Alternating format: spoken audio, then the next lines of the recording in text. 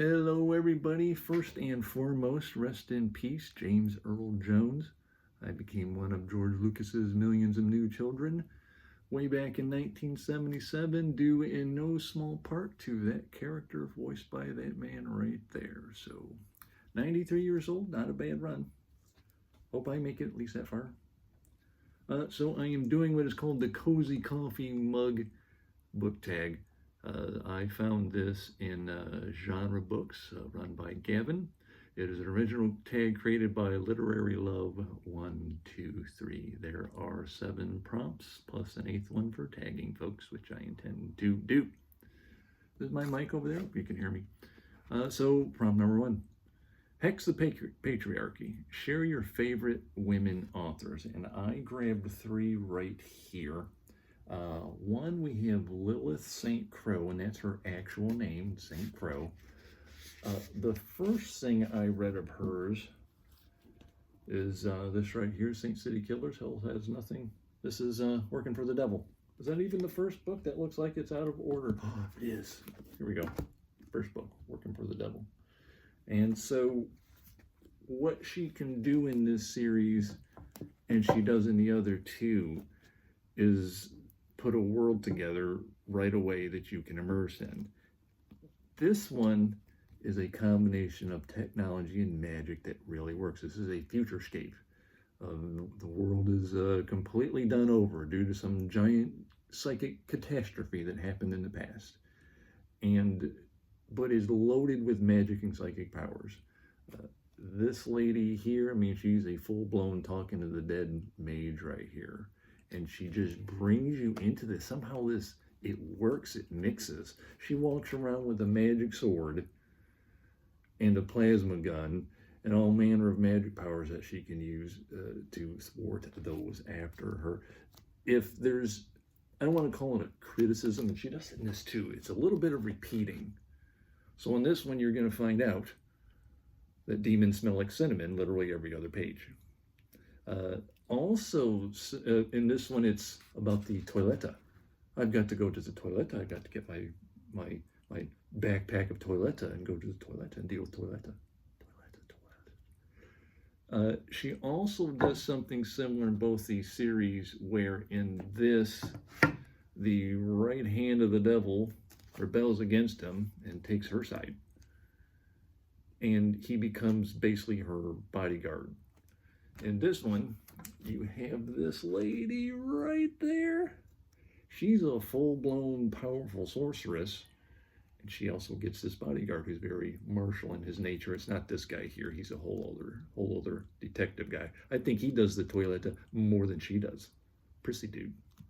This is full-on steampunk, magic and steampunk. And it's just really stylish in this old London steampunk setting, and it works so well, especially with, the ironworks and the Iron Worm affair. They ain't kidding about the Iron Worm. That was a badass scene in these books. So Lilith St. Crow there, full-blown world immersion. Who does not like Robin friggin' Hobb? These are the only books I've read of hers, though. And happily, she does something that a lot of assassin books don't do. They send the assassin out to go assassinate somebody. Usually an assassin, and a lot of assassin books that have assassin right on the title. The dude's more like a bodyguard to the king, or he tastes his food for poison, does some detective work. No, he actually goes out and kills somebody because the king said so. Go assassinate that guy, and he does. Good. I'd like more of it. I'd like to read an assassin series of books where the assassin's like, hey, I got to take this job and go kill some people, and does it multiple times. Right there, assassin. She does a slow burn, but not to the point of slog, which I respect very much because I do not like slog and wish it would go away. Maybe a little in the 3rd book, it's drawn out a little more, but I read every bit of it and I liked every bit of it. So no slog, slow burn. This is good literary work right here, Robin Hobb.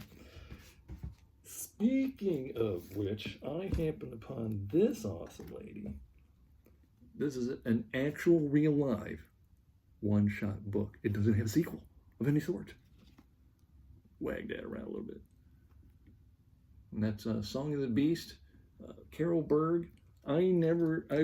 This is the first year that I've heard people talk about this book, other booktubers, people online of any sort. Tori Tekken ran across this. I was like, oh, yay, good.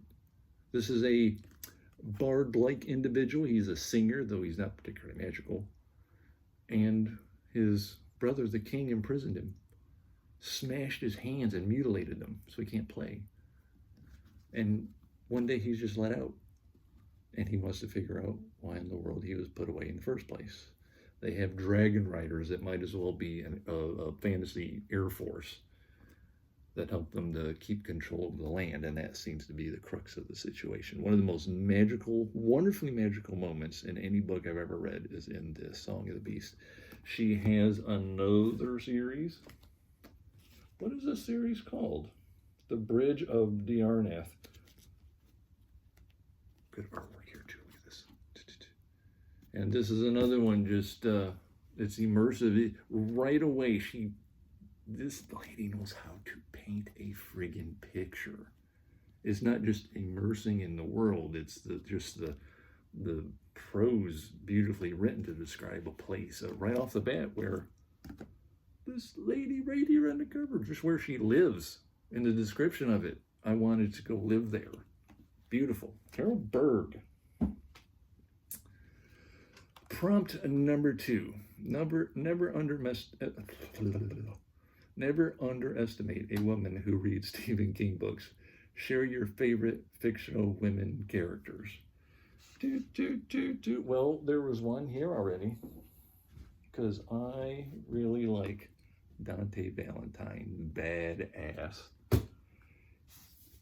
Mia Corvier, Nevernight. I have to refer to this one again later. Mia doesn't take shit from people. This one was upsetting to me. There's a couple booktubers who I really like didn't like this at all. But I've got the trilogy. I read this trilogy. Big following for this one. And we love Mia. This is an assassin book where, once again, someone, I believe it's the second book, she goes off and assassinates someone. Otherwise, this is assassin school. Harry Potter, but instead of wizards, you get assassins. And there's a lot more sex and violence. Mia Corvier just after her past, really, figuring out why she can do the things she can do, control over shadow, and she has shadow companions, which I wouldn't call them cute, but they are fun and help her out through her deeds, or misdeeds, I should say. Here we have, I love this cover so much, it's why I bought the book. This is The Forgotten Beasts of Eld by Patricia A. McKillip. This is an old one. This is the cover. If you went to buy this book, get that cover. It's beautiful. And Sybil here. This came out about the same time the new Dune movie came out, and she has a similar power to like a Jedi mind trick, the voice. She is attendant to these all these creatures she keeps around her. And she finds out that there is someone else out there who is able to control minds. And bam, that is the conflict she deals with. She's fun to read. She's lovely.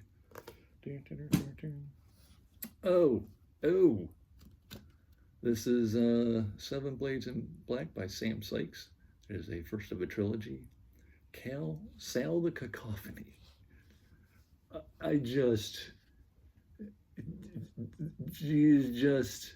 I did a video called Badass Women in Fiction, and she's one of them. This is behold a pale horse and a body of his death, and hell follows with her. I remember in the which Indiana Jones movie is it? Crystal Skull, when Marion talks to Indy and she goes, Oh, you still leaving a wake of dead bodies and destruction wherever you go?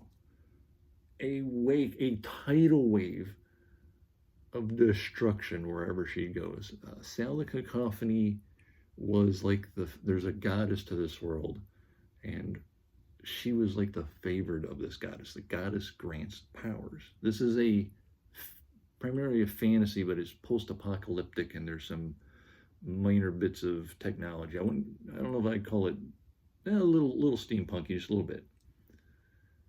And Sal here was, whereas most people get, if they get a power, it's just like one with some accessories. She had everything. She could fly, she could blast things, just name it. And she was the celebrated hero of this world. Well, the other heroes decided they didn't like that. And they ambushed her and took her powers from her, so she's just a normal human. And you talk about a bloody tale of revenge. To get that revenge, though, when I say super powered, those fellows are super powered, like Hulk strength power.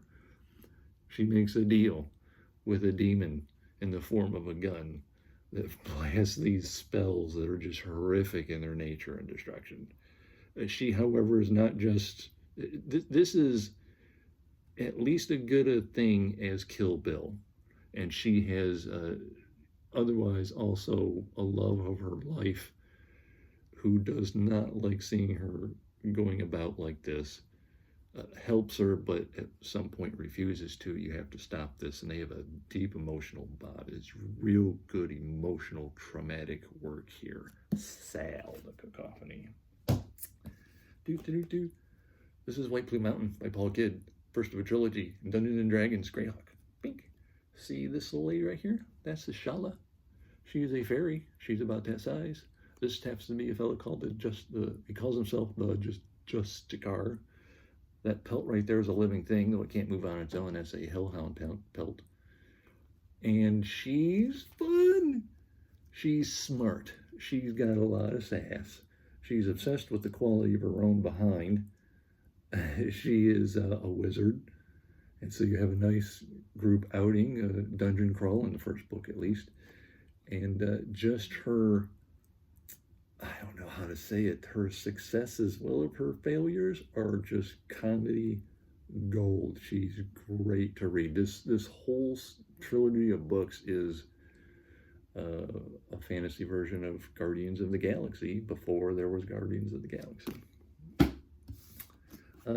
Using this one just as an example, it was her, this is from Thomas Covenant, the Chronicles of Thomas Covenant, the Unbeliever. This is the first book that Lyndon arrives in, the Wounded Land. Thomas Covenant dominated the first three books.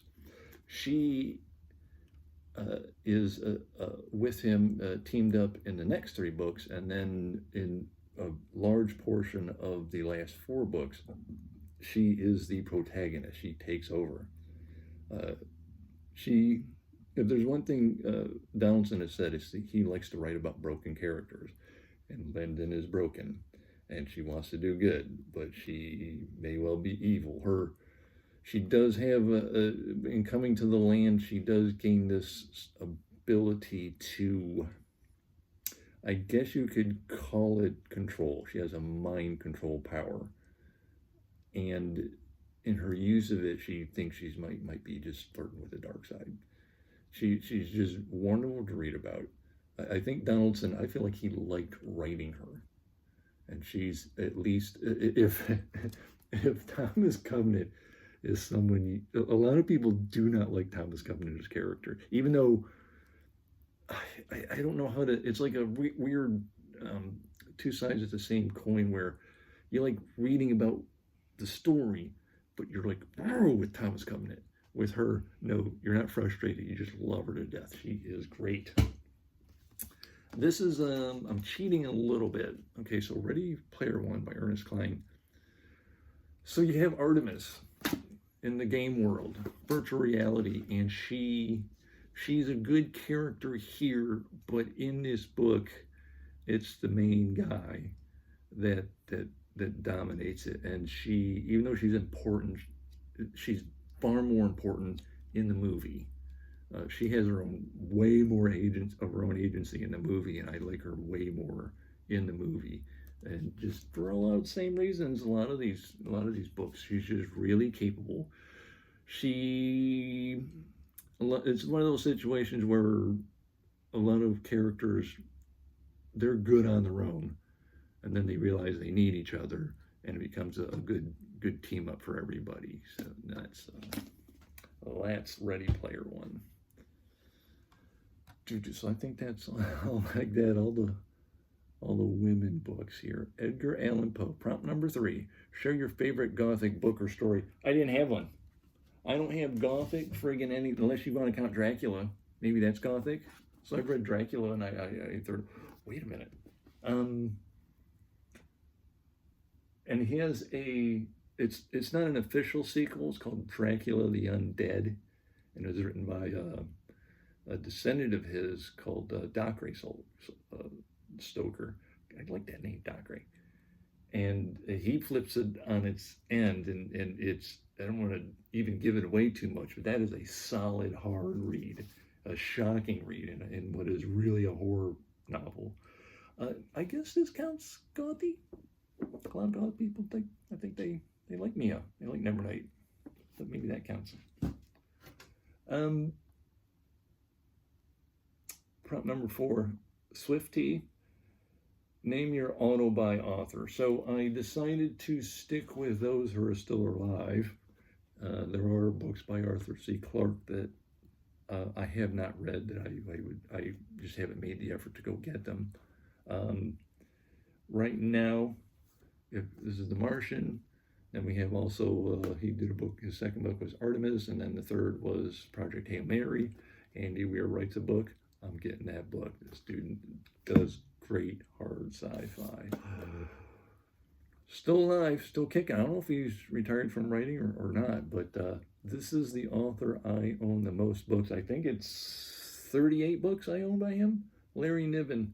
This is the first book. I happened upon this completely on accident, rummaging through a B. Dalton. Remember B. Dalton? And I just liked the cover, and I was kind of getting in a hard side. I was getting science-minded. I was getting more interested in science, and this is a hard science fiction book. And I didn't know who Larry Niven was. Just read it, loved it, and very quickly find out he is the author of Ringworld. Jumped all in that stuff. This and Ringworld are in the same universe called Known Space. He has a lot of books in Known Space. Man's End Wars. I don't think I have all of them, but most of them. And if there's one thing, oh, by the way, if you go to read Ringworld, eventually you're going to have to read this, and it comes before Ringworld. So like me, I just recommend that you read this first. Read Protector before Ringworld, or before you get too far in the books, and you'll understand why if you go to do that. This dude is the #1 author ever for the sociology of aliens. This guy right here. This is a visitation book. This is a first contact book. Even, I'll tell you this, you're just going to find out anyway. It's a humanoid alien. But all resemblance goes out the window after that, sort of. I can't remember the name of the damn aliens. There's these one aliens. They're they reside on a moon that has an icy crust, and it's just ocean underneath. Well, they can never get above the crust. They take the form of a starfish. And when the outside world starts getting there and they go to study them, they start joining themselves by the starfish arms, and they thought they had encountered an orgy. Nope, they were connecting their minds together and make a biological supercomputer. So when someone pokes a hole in that ice and they get up above the ice, they look around to see the technology at work. They put that supercomputer together, and now they start calling the shots when they start making technology and have a say. So it's really good aliens. And that's just a sample. So many good aliens by Larry Niven. This guy, Arthur C. Clarke referred to as his favorite author, if that tells you anything. This is an auto buy. Pretty much anything else there Reynolds is gonna write. Revelation Space Series is what he's best known for. I think he has not entirely retired it. I think he's he's not actively writing more Revelation space that I know of. This is called Eversion. This is once again a single book, not part of a series, not part of Revelation space. I don't want to tell you too much about this. See, in the 1800s, a sailing ship crashes off the coast of Norway. In the 1900s, a Zeppelin explores an icy canyon in Antarctica. In the far future, a spaceship sets out for an alien artifact. That's about all I want to tell you. The connection between these things is really cool. This is a nice little mystery to unravel, and I don't want to give anything away about it. It's one of the better books I've ever read. Patrick Rothfuss, Name of the Wind. I've got the other offshoots to this King Killer series, not just the two main books. I'm waiting sometimes impatiently for the third one. I have joined in on occasionally and make a little bit of fun of him online for why is it taking so long, but the fact of the matter is he had some trauma in his life, and it halted him, and so it's just taking as long as it's going to take. It sounds like essentially because he has recently released a book in this world, but not the third book. He's back into writing, and hopefully, I don't know, next 2 years, we'll finally get the Doors of Stone and find out what's going on, and what is this king he killed, and what's his relationship with at least one woman going to be, and get to the end of things. But this is a must-buy author. Gonna get these all out of the way. Prompt number 5, Champ Crystal Lake. Share a book that makes you feel nostalgic. So I may have a problem. So I've done, this has appeared in 2 of my videos at least, and I've told the story a couple times where way back in 1983, before I saw the movie, this was sitting in a store. I thought, well, why would you put the book out before the movie? That don't make no sense. Although that's regular now, you know. So I bought it, and I thought, well, I'm not gonna read it. I'm gonna see the movie first. So of course, I'm down in Kentucky visiting relatives, and there's nothing to do. So I read the first page. The first page of this is one of the coolest things you will ever read. This might be the greatest opening page ever written right there. Loved it. So I'm like, oh, well, what's the problem? I'll just read the first chapter. I just said screw it and read the whole thing right there. That wonderful book. This is an underrated written book. And then when Revenge of the Sith came out, here comes Matthew Stover. This is a kick in the head, this book. This dude is awesome author. And I actually had the pleasure, I don't know if he even read it, but online at theforce.net, he has an account there. And after I read this, I went in and said, oh, there's a thread for him. And he occasionally participates. And I thanked him for writing this because it just took me back to 1983 and reading this. This is, you know, whenever you get a novelization of a film, there's extra stuff in it, usually. The Empire Strikes Back novelization, not so, it's just kind of there. But this and this, the nice little extra emotional things, the way they think and what motivates them in their perspective.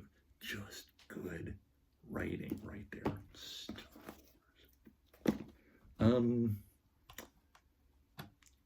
Prompt number 6, Happy Halloween. Share a holiday-themed book that you recommended. Okay, so I don't have anything.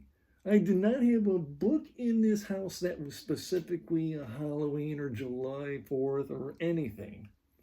But, that comic book. This is Lobo, if you don't know who that is, DC Comics.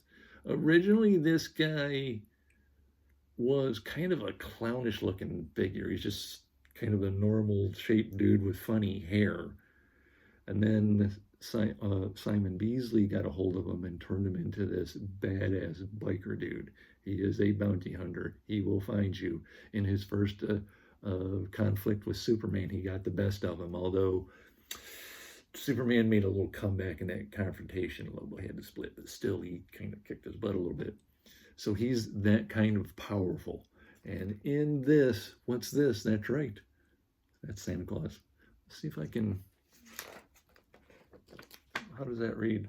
I think it starts out. Once upon a time, there was this really badass dude. Here he is, going to war with the elves. Yeah, those are Santa's elves right there. This is violent and bloody. And finally, we get to Santa Claus himself. You gonna run out and get this? Should I just tell you? This doesn't end well for Santa and gang. And after he uses Santa's toy shop to make a bunch of nuclear weapons, he just decides to end all life on Earth. Ho, ho, ho. Paramilitary Christmas special, Lobo. That's good stuff. If you he has this is called Lobo the Last Zarnian, and that is a pretty good story by itself right there. More of a, is this an omnibus? I don't know how many issues it collects, but yeah, he had a good run of comics there. So, number 7, this mug contains magic.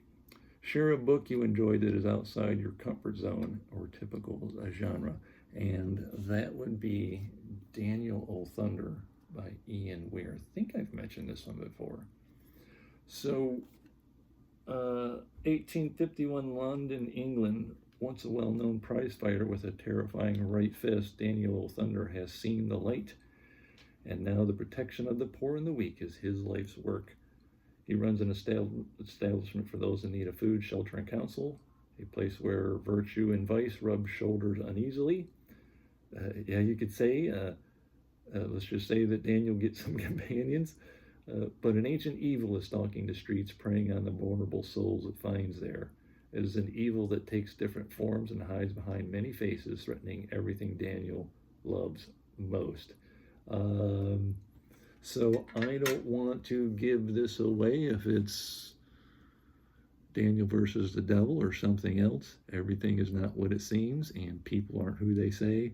This is as much as I've harped about authors who can make a world and immerse you.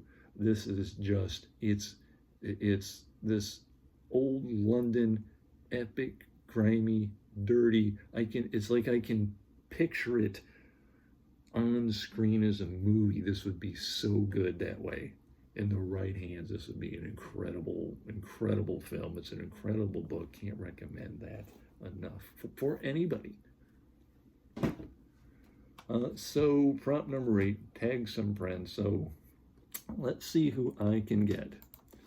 I believe I tagged her husband last, so I'm going to tag her. This is a newer channel, The Chapter Conundrum. Occasionally I see him do book tags. I don't see him doing this one, so we're going to tag The Mild Rumpus.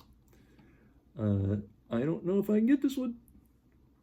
A lot of these booktubers with like tens of thousands of subscribers, they don't respond to me now. So here we have those science fiction reads, and he is good about getting in his comment section, so that's cool. So we'll see if we can get him to do it. And especially, so one of the reasons I want to do this, if you just take a little browse over his thumbnails on his videos, it's this huge collection of books, science fiction books, and all these women authors and female characters. I want to see if what he's got in there. He's got quite a bit he can go through. There's a lot there. I don't know if he'll do it. I don't know if I ever tagged this dude before, but he's got a great channel, and this is Roy Reads Anything, so maybe he'll do a book tag. And this is let's call her a new friend, new channel I'm watching. Mrs. Pizza Reads, I love it, and she does a good job on her channel. We'll see. Does she do any book tags? I think I saw one, which is why, did I pick her for that reason? Well, we'll find out. We're going to tag her too. And my buddy Chanel, I don't know. She doesn't really, I don't know if she likes doing book tags. She doesn't have to. I'll tag her anyway. She can just do it if she wants to or not do it. No pressure, no problems. And that's it. That's it for me. I'm still reading Harry Dresden, and I think the next video will be the second book in that series. That's all for now. Such a sunny day out. I had to turn the blinds so I wasn't sitting here getting blinded. I'm going to get out of the house today.